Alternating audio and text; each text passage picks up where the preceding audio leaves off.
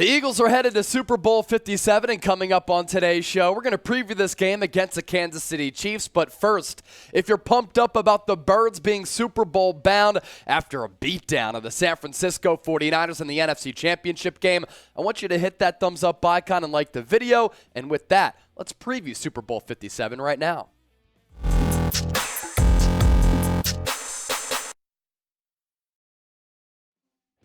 What's up? Welcome in. You're watching Philadelphia Eagles now right here on Chat Sports. Chase Senior here with you. We're going to preview Super Bowl 57 between the Philadelphia Eagles and the Kansas City Chiefs. It's another Victory Monday, and the Birds able to do it in impressive fashion, punching their ticket to the Super Bowl for the second time since 2017 with the really impressive win as they beat up the San Francisco 49ers in South Philadelphia at Lincoln Financial Field. And now the Birds, Super Bowl bound once again, looking to bring home that second Lombardi trophy.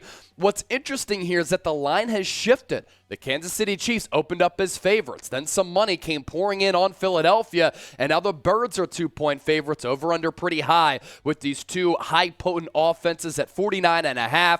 The kickoff slated for 6:30 p.m. Eastern Time in 2 Sundays on February 12th in Glendale, Arizona. And you already know that Eagles fans are going to be taking over the desert, making this a home away from home game, just like they did in 2017 against the New England Patriots in Minneapolis, as it was an Eagles-heavy crowd. And the Eagles are here, and I didn't think they were going to be here. I did take the 49ers to beat Philadelphia.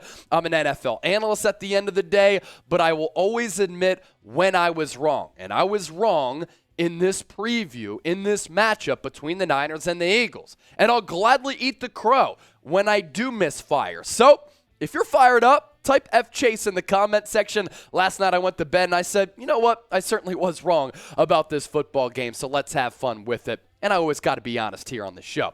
As for how the Kansas City Chiefs got here, this is going to be a matchup between the top two teams in the NFL. And really, these have been two teams who have jockeyed all throughout the year, with a couple of other teams entering that equation. But with how the Chiefs played against the Bengals in the AFC Championship game and how Philadelphia beat the brakes off of San Francisco in the NFC Championship game, this is a matchup between two of these powers from both respective conferences. Chiefs were 16-3, 14-3 in the regular season. They're 16-3 right now with 2 more playoff wins. Won the AFC West, locked down that number 1 seed. It was the 5th straight AFC title game for Kansas City, as Andy Reid continues to really have a lot of success in getting to the Final Four. And it's the 3rd Super Bowl appearance in 4 years for the Chiefs. So you have the number 1 seed from the AFC and the number 1 seed in the NFC, because Philadelphia also currently 16-3. The Birds also went 14-3 in the regular season. They won their division, NFC East, and locked down that aforementioned number 1 seed. It's Philadelphia's 7th NFC title appearance in the last 21 years, and now their 2nd Super Bowl trip since 2017. KC got there first a couple of years ago. Philadelphia did as well. Now these two organizations, two of the most well-run teams in the sport, going to be jockeying for their 2nd Lombardi trophy. It was an impressive win for the Kansas City Chiefs, which came down to the wire as they were able to stave off a Bengals comeback led by Joe Burrow in the AFC title game. If it wasn't for that late hit out of bounds on Patrick Mahomes, which paved the way for Harrison Butker to hit that game-winning field goal with a couple of seconds left, maybe this game went into overtime, and maybe we'd be previewing this game between Philadelphia and Cincinnati. I thought that Patrick Mahomes, even with that ankle injury, was very good. 29 of 43, 326 yards and 2 touchdowns. The throw that he made to Marquez Valdes-Scantling, it was a terrific throw. And Travis Kelce, he was talking that talk after the game, talking a lot of smack against the Cincinnati mayor. 7 catches, 78 yards, and a touchdown. He backed it up. And Joe Burrow, a little bit rocky for sure, but nearly made that Tom Brady-esque comeback late. But the Chiefs able to come out victorious at Arrowhead as that place was rocking. Lincoln Financial Field was also rocking. No surprise to see the Philadelphia faithful out there for the NFC Championship trophy giveaway, as a couple of players were at the podium. Nick Sirianni and the fans really embracing one another in the aftermath of that 31-7 win over the 49ers. Philadelphia's defensive line really got after it, and we as football fans, I think, were robbed from seeing a very good football game play out because Brock Purdy, on the first drive of the game, injured his elbow. Might need Tommy John surgery if he did, in fact, tear the ulnar collateral ligament in his elbow. From that point on, Josh Johnson replaced him. Then at the end of the game, 49ers didn't have a quarterback who could actually throw the football. But Philadelphia beat up San Francisco in the trenches. They outlasted the Niners. They had that pass rush steady all throughout the day, and they did what they had to do, capitalizing on some of those dumbass penalties from San Francisco. Also, manufacturing points off those turnovers and capitalizing in the red zone. And once again, Philadelphia's ground offense was terrific against what was the #1 overall defense in the NFL. Final score 31-7 as Philadelphia continues to be dominant in this playoff run. Speaking of that game yesterday, Eagles-Niners, we set a couple of records here on the show. Appreciate the 90,000 people who tuned in to our watch party here on Eagles Now, and we want to welcome the 600 new people who have locked us in and subscribe. What you can expect moving forward as we get closer and closer to 41,000 subscribers, as we're 389 people away. Daily videos on the Philadelphia Eagles. News, rumors, analysis, all 22, live shows, watch parties, and you already know that in the lead up to the big game, we're going to be giving you the best content out there right here on YouTube. So fly, Eagles, fly right down to that subscribe button, smash it. You don't want to miss our coverage. Obviously, the big story point and big talking point of the Super Bowl 57 game between Philadelphia and Kansas City, it's Big Red, Andy Reid, taking on his former team. And after the Chiefs punched their ticket to the Super Bowl in Glendale, Arizona, Andy Reid said, quote, "Here we come, Philly." And I understand he's certainly a controversial figure in Philadelphia, but for a guy like me who was born in 1992 and my love for football was formed around Philadelphia, Andy Reid and the success of the Eagles was a big reason for that. The Ray Rhodes tenure was brutal. The first year of Doug Peterson being the starting quarterback under Andy Reid was not a lot of fun. I remember being a youngster at that point, a young bull, as we say it in Philly, and I called him Doug Pooperson. But then once Donovan McNabb became the starting quarterback, that's when Philadelphia really had the most successful run in the history of this franchise, led by Andy Reid. So I'll always be appreciative for Big Red, even though he wasn't able to win the big game, because growing up, so many of my childhood sports memories were formed around the Eagles, having so much success as they made it to 4 straight NFC Championship games under Andy Reid's watch. I was at the 4th of those when the Eagles beat the Atlanta Falcons at the Link on that snowy and cold January day. They fell to the Patriots in Super Bowl 39, but Andy Reid from 1999 to 2012, 14 seasons total, had so much success.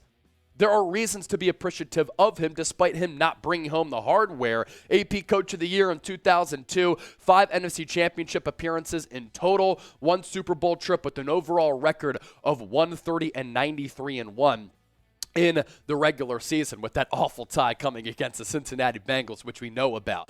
And on top of Andy Reid taking on his former team, this is also a great quarterback matchup. It's the only time in Super Bowl history that 2 black quarterbacks have faced off against one another in the big game, and both of these guys MVP finalists. Jalen Hurts really making a monumental jump as a passer. Patrick Mahomes, on the other hand, continuing to put together a historic, legendary, and future Hall of Fame career, being the alien that he is at that quarterback spot. But both of these players so special. Hurts this year 14-1. Missed those couple of games because of the shoulder injury. 35 total touchdowns to only 6 interceptions as both of these QBs, considering how much the offense runs through them, they've made good decisions and haven't turned the rock over all that much this year. Almost 4,000 passing yards for Jalen Hurts, 760 rushing yards, completion percentage just shy of 67%. And for Mahomes, probably going to win MVP once again. 44 tutties to 8 picks, threw for nearly 5,300 yards. Obviously not the runner that Jalen Hurts is, but can make plays out of structure like Hurts is able to do. And he completed 67% of his passes. And the Chiefs, when you look and canvass this roster, really going top to bottom from the coaching staff all the way through the roster, offensively, defensively, going to be probably the best team that the Eagles have faced this year, if San Francisco is at full strength, I'd go with the Niners as the better overall team offensively and defensively, but with Patrick Mahomes at quarterback, you might give KC that slight edge. And as for how the Chiefs match up offensively against the Eagles defensively, as we continue to keep it moving with the best insight here heading into Super Bowl Sunday, Chiefs offense this year, number 1 in the NFL in points per game, just shy of 29. Number 1 in yards per game, just shy of 408. Points per play, number 1. Yards per play, 6.3, a miraculous number. Also atop the NFL among all 32 teams. Their third down conversion rate could be a huge element in this game. Number 2 is they converted nearly 49% of their third down tries, and on fourth downs, nearly 77%. Red zone scoring percentage, every time they get in the red area inside the 20, they score a touchdown about 70.5% of the time. That's the brilliance and the beauty of Mahomes. And touchdowns per game, 3.5. So you look at how the Chiefs offense checks in. How about the Eagles defense? This is going to be a really good matchup in a variety of areas. Jonathan Gannon has really answered the bell during these two playoff games against the Giants and the Niners. Can he do it for a third time and bring home that Lombardi Trophy against the Chiefs, which will be by far and away, the toughest test for Philly? Eagles defense, number 4 in points per game allowed, number 1 in yards per game allowed. So what's going to give against KC? Points per play, number 5. Yards per play, number 1. Third down conversion rate, still pretty solid at number 10. Fourth down conversion rate, big here. Eagles already down at 19. Red zone scoring percentage, number 11. And touchdowns per game, just over 2. That checks in at number 10. As for how the Eagles offense matches up against the Chiefs defense, Philly, points per game, number 2, just shy of Kansas City being number 1. Yards per game, Philadelphia, nearly 391. That's third among all 32 teams. Points per play, third down conversion rate, both number 3. Fourth down conversion rate, right up there with KC at number 4. Red zone scoring percentage, this is going to be, once again, a huge factor of this game. Can you convert those red zone trips into 7? Philadelphia, third in the National Football League. Touchdowns per game, number 1. Yards per rush, 4.7, number 10, and very good in the playoffs against the Niners and against the Giants. And the Chiefs defense, they're a pretty solid unit, although they check in middle of the pack, maybe a little bit less, maybe a little bit higher, depending on which statistical categories you look at. 15 in points per game, 10th in yards per game, 13th in points per play, 9th in yards per play. Third down conversion rate and fourth down conversion rate, 17 and 24th respectively. Red zone scoring percentage, number 30. So the Eagles can maybe win the game if they get into the red area and convert those trips into touchdowns, as I said, and touchdowns per game, 20th in the NFL. And obviously, this is going to be a great coaching matchup. The offensive and defensive staffs for both organizations are very good. But also, can Nick Sirianni be better in critical moments against Andy Reid? And as we know, during a lot of big games that Andy Reid has coached for Kansas City, back in the day with Philadelphia, he's come up small in game management. That's an area in which Nick Sirianni has thrived in. He did it once again against the Niners, and that was on display. Nick Sirianni had a couple of big moments against Kyle Shanahan. Went for it on that early 4th and 3 first drive of the game. That was the one-handed Devontae Smith catch that Kyle Shanahan did not challenge, but Nick Sirianni did challenge the Brock Purdy fumble on the play that he hurt his elbow on with the Hassan Reddick pass rush. Eagles able to get the football, turn that into points. On the 4th and 1, tied 7-7 at this point. Still a little bit of a game, even though Purdy was hurt. Nick Sirianni decided to go for it on his own 34. His aggressiveness, his game management could give him the edge against Andy Reid, despite not having the high-level experience that Big Red has. So the big question here for the next couple of weeks, who you got? My prediction at the end, PHI for the Eagles, KC for the Kansas City Chiefs. You're going to like my prediction a lot more than my NFC Championship game prediction.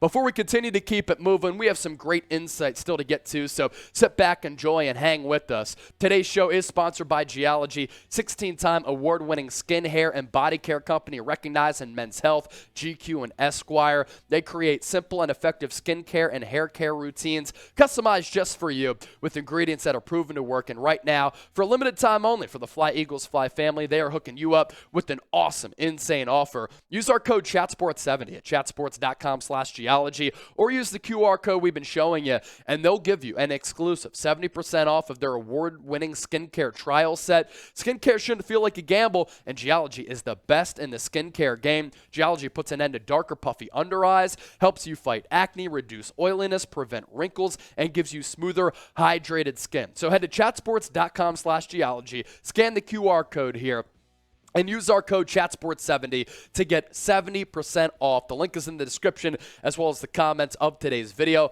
And on top of that deal, you'll receive an exclusive bonus offer on one of their brand new skin, hair, and body products of your choice when you add it to your trial. This is one of the best offers that you'll see, so get it before it's gone. There is a formula out there, by the way, for beating Patrick Mahomes. This is how you take down Patrick Mahomes. You generate a consistent pass rush, and you have Patrick Mahomes running for his life again like he did in the Super Bowl a couple of years ago against the Tampa Bay Buccaneers. Tampa Bay had the formula to halt the Chiefs' offense, to confuse them with multiple looks. Most importantly, though, they had Patrick Mahomes running for his life, generating a consistent pass rush. Tampa Bay in that game, as Tom Brady won yet another Super Bowl, had the most quarterback pressures in Super Bowl history. And last year in the Super Bowl, Joe Burrow, another great thrower of the football, was sacked the most times in Super Bowl history by the Los Angeles Rams.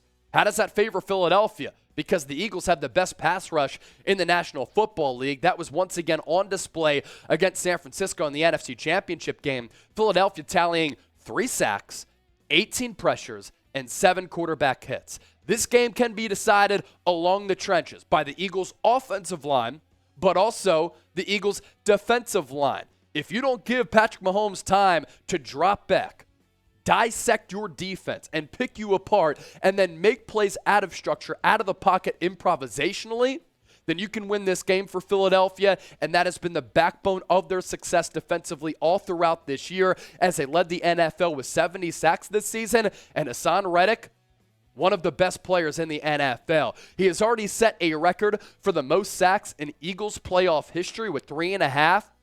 And here are his numbers in 19 games this year, including 2 playoff matchups. 19.5 sacks, 30 quarterback hits, 6 forced fumbles, and 4 fumble recoveries. He's like the Mariano Rivera, a closer on the defensive side of the ball. He's Brad Lidge going 47 for 47 in save opportunities for the Phillies in that 2008 Super World Series run. That was terrific. Hassan Reddick is the Eagles' closer, and can he close it out in Super Bowl 57 with a big play late like Brandon Graham did in Super Bowl 52 against Tom Brady and the Patriots to bring that hardware home so that we can see another Super Bowl parade in Philadelphia that might end with another historic and legendary Jason Kelce Mummers speech.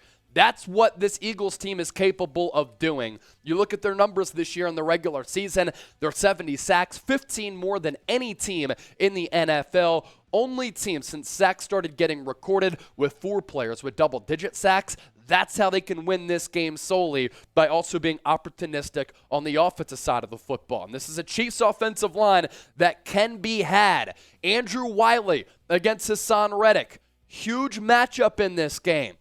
Javon Hargrave, who was active. Fletcher Cox going up against guys like Joe Tooney. Creed Humphrey, who's a really good center. The second-year man in Trey Smith. That is a matchup that could favor Philadelphia. Eagles' defensive line caused destruction against San Francisco, and that was a huge turning point in the game. Can they do it again in the Super Bowl? If they do, I like Philadelphia's chances. Now, if you want to interact with me all throughout the week, I'm on Twitter, I'm on Instagram. It's the same handle on both, @Chase_Senior, for a kid who grew up in Westchester, went to Temple, who's been rooting on this team for a long time to cover the Super Bowl run professionally for the second time since 2017 in my professional career. It's amazing. And if you want to reach out to me and say, F Chase, you doubted the Birds in the NFC Championship game, I can take the heat. I already ate the crow. Eagles' formula for success, on top of some of the things that we've talked about. Generate a pass rush on Patrick Mahomes. On 3rd and 4th downs offensively, Eagles have to be money on some of the money downs and move the chains in some of those situations to eat up the clock, but to also take the ball out of Patrick Mahomes' hands and keep him on the sideline and don't give him the opportunity to put up a 40-burger. Additionally, what else can the Eagles do? Turn those red zone trips into touchdowns. You're not going to beat the Kansas City Chiefs in what could be a shootout if you're settling for Jake Elliott field goals. You have to put 7 points on the board, and Philadelphia has been one of the best offenses in the NFL this year in doing just that. Once they get in the red area, they're scoring a touchdown nearly 70% of the time. If Philadelphia is also able to control the line of scrimmage, run the football like they did against San Francisco, like they did against the New York Giants, against a Chiefs rushing defense that is susceptible to giving up some big plays, and you beat up Kansas City along the lines, this is how recently, in the offensive leading era that we've seen in the NFL, that teams bring back the hardware and win a Super Bowl championship. And I don't have a lot of confidence in the Chiefs' offensive weaponry. We'll continue to keep a status out for Patrick Mahomes' ankle. Looks like he's going to be okay. Juju Smith-Schuster hurt again. Marquez Valdes-Scantling can get vertical, but isn't really a well-rounded wide receiver. And Kadarius Toney, kind of a guy who's a gadget weapon. So because of that, Philadelphia going to have to shadow Travis Kelce all night long. If you take him away from Patrick Mahomes, that offense is just different. As for that Eagles offensive line, just like this Eagles defensive line can cause mayhem, so too can this Eagles offensive line. You run the ball like you did against the Niners, you protect Jalen Hurts, and you really snatch the soul away from the opponent like the Birds did against the Giants. You heard that Jason Kelce mic'd up clip. He said they want to rush the passer. They don't want to stop the run, nor can they. And for San Francisco, they got so rattled, flustered, and frustrated late because this Eagles offensive line, with everybody on here, was throwing bodies and dudes out the club. Jordan Mailata, Landon Dickerson, Jason Kelce, Isaac Seumalo, Lane Johnson were all terrific, especially a couple of plays with Mailata really stalling Nick Bosa as well as Lane Johnson there. And this is a Chiefs defensive line that is good. It is good. Chris Jones, I'd say, is unseated Aaron Donald as the best defensive tackle in the sport, but George Karlaftis is a rookie. Frank Clark is really good, earned the nickname of Uzi Clark. They're going to have to limit Chris Jones a little bit. It's going to be a big matchup there for Isaac Seumalo, Jason Kelce, as well as Landon Dickerson going up against the interior of that Chiefs defensive line. The Eagles were the superior team against the 49ers' #1 overall defense. Can they duplicate that performance against KC? It was really impressive. They turned a lot of heads. I understand they took a lot of those possessions over around midfield after a couple of those turnovers, but they did what they had to do, and they converted those trips into touchdowns. As for the Eagles' ground game against San Francisco, this is a Niners team that haven't given up 100 rushing yards since week 1. Philadelphia said, yeah, we're at home. We have momentum on our side. We don't think that anybody can stop us right now. If they have that same type of play calling and execution against Kansas City, they can win this football game, folks. Kenny Gainwell was good once again. 14 carries, 48 yards. He leads all running backs in the playoffs, by the way, in touches and I believe rushing yards. Miles Sanders, 2 touchdowns on the day, 11 carries for 42 yards. Jalen Hurts ran it 11 times. I didn't like some of the design runs once this game was decided, but he found pay dirt. Boston Scott, the Giant killer, was also a Niner killer. He added a touchdown, and on the day, 44 carries for Philly, 148 yards, 3.4 yards per carry, 4 touchdowns, though. And at the end of the game, they ate up the clock when they needed to. So with that, those are some of my keys to the game. What is your biggest key for the Eagles to be victorious, to have another parade down Broad Street? Sound off. Let me know down below in the comment section. The Chiefs' corners are young and inexperienced, by the way. This is a unit that can be had. And I do want to pass along some notes on one of the Chiefs' corners, by the way. Joshua Williams in the AFC Championship game, 47 coverage snaps, 2 catches allowed, 1 interception, 9.2 passer rating allowed against Joe Burrow. He is a rookie. He hasn't really faced a trio of weapons like A.J. Brown, Devontae Smith, and Dallas Goedert. All of them need to be used, I think, a little bit more than they were against the 49ers, but also that was somewhat dictated by how the game flow was. As for the Eagles' injury news here, Landon Dickerson was seen in a lot of pain with that right arm injury. Lane Johnson told Jay Glazer of Fox Sports that he re-tore his groin. Didn't stop him from basically having a clean sheet. And Avonte Maddox seemed to play and move pretty well with that toe injury that he suffered on Christmas Eve. We'll, of course, continue to keep you updated with all of the latest Eagles injury news all throughout the next couple of weeks leading up to the Super Bowl. With that, predict the score. Birds, Chiefs, I asked you for a winner. Now be more precise with it and predict the actual score. And without further ado, fly, Eagles, fly on the road to victory. Fight, Eagles, fight. Score a touchdown, 1, 2, 3. Hit 'em low, hit 'em high, and watch our Eagles fly. Fly, Eagles, fly on the road to victory. Say it with me. E-A-G-L-E-S, Eagles. I do think the Eagles win this game. My final score, 36-30. Second Lombardi Trophy comes back to South Philadelphia. We see yet another parade, a magical moment that I will never forget in my life as I saw some things that were legendary and forever imprinted on my brain. It was a great day. It was a great Super Bowl win over the New England Patriots, dethroning Tom Brady and Bill Belichick. Can the Eagles cut off the head of the monster once again against their former coach in Andy Reid, as well as Patrick Mahomes? I think they do. Their pass rush is a recipe to win this football game. Their offensive line is the best in football. They eat up clock. They run the football successfully. They keep Mahomes on the sideline. KC not able to find a rhythm, and the Birds get the dub. Fly, Eagles, fly. Subscribe. Our coverage leading up to the Super Bowl is going to be fantastic with shows coming your way every single day. So lock us in. Don't miss our coverage. And as always, appreciate all of you for watching Philadelphia Eagles Now.